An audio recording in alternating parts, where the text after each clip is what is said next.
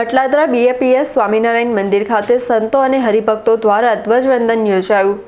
ભારત દેશના 80મા સ્વાતંત્રતા દિવસની ઉજવણીના ભાગરૂપે બીએપીએસ શ્રી સ્વામિનારાયણ મંદિર અટલાદરા ખાતે પ્રભુ ભક્તિ સાથે દેશભક્તિનો અનોખો સંગમ જોવા મળ્યો હતો। સવારે શણગાર આરતી બાદ મંદિરના પૂજ્ય સંતો, ભાવિક ભક્તો અને બાળકો મંદિરના પટાંગણમાં એકત્રિત થયા હતા। સંતો અને હરિભક્તોએ સાથે મળીને રાષ્ટ્રધ્વજ ફરકાવ્યો હતો અને દેશની આન બાન શાન સમા તિરંગાને સલામી અર્પિત કરી હતી। આ પ્રસંગે રાષ્ટ્રની ઉત્તરોત્તર ઉન્નતિ તેમજ સમગ્ર વિશ્વમાં શાંતિ અને સમૃદ્ધિ સ્થપાય તે માટે ખાસ પ્રાર્થના કરવામાં આવી હતી।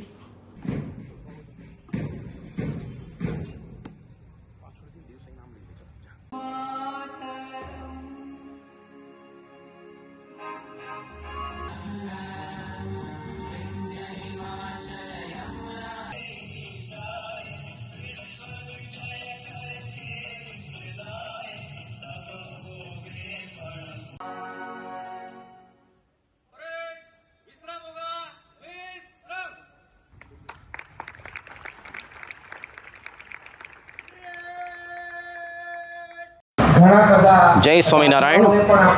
આજે આપણા ભારત વર્ષનો 80મો સ્વાતંત્ર્ય દિન છે। તે નિમિત્તે આજે વહેલી સવારે અટલાદરા બીએપીએસ સ્વામિનારાયણ મંદિરમાં સંતોએ આરતીની અંદર પ્રભુ ભક્તિ અર્પણ કર્યા બાદ આજે રાષ્ટ્રભક્તિ અર્પણ કરવા માટે 50થી વધારે સંતો અને બહુ જ મોટી માત્રાની અંદર યુવકો, બાળકો અને હરિભક્તો અહીંયા ઉપસ્થિત થયા છે। ન કેવળ બીએપીએસ સ્વામિનારાયણ મંદિર અટલાદરામાં, પરંતુ બીએપીએસના 1600થી વધારે કેન્દ્રોમાં આજે આવી જ રીતે રાષ્ટ્રભક્તિ અર્પણ કરવા માટે ધ્વજવંદનનો કાર્યક્રમ સંપન્ન થયો છે। પરમ પૂજ્ય મહંત સ્વામી મહારાજની હાજરીમાં અમદાવાદમાં પણ આવો સુંદર કાર્યક્રમ થયો।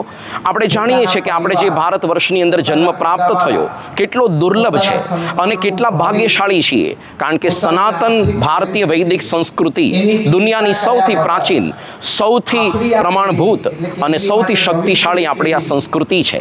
આ સંસ્કૃતિના આધાર સ્તંભ છે શાસ્ત્રો, સંતો અને મંદિરો। ભગવાન શ્રી સ્વામિનારાયણ આ ભૂમિ પર પ્રગટ થયા, આ ત્રણેય પાયાઓને સુદૃઢ કર્યા અને એ જ પરંપરાની અંદર પ્રમુખ સ્વામી પછી મહંત સ્વામી મહારાજ પણ એ જ કાર્ય કરી રહ્યા છે। અને આજથી 20 દિવસ પછી એટલે કે 6ઠી સપ્ટેમ્બરે યુરોપની અંદર ફ્રાન્સ દેશના પેરિસ નગરમાં ભવ્ય શિલ્પકળાયુક્ત અને સંપૂર્ણ પૂર્ણ આકારનું એક શિખરબદ્ધ મંદિર, સૌ પ્રથમ પૂર્ણ આકારનું હિન્દુ મંદિર એનો પ્રતિષ્ઠા થવાનો છે અને સમગ્ર આ યુરોપની અંદર હિન્દુ ધર્મ, સનાતન ધર્મ અને ભારતીય સંસ્કૃતિનો જયઘોષ થશે। જય સ્વામિનારાયણ। કેટલું થયું?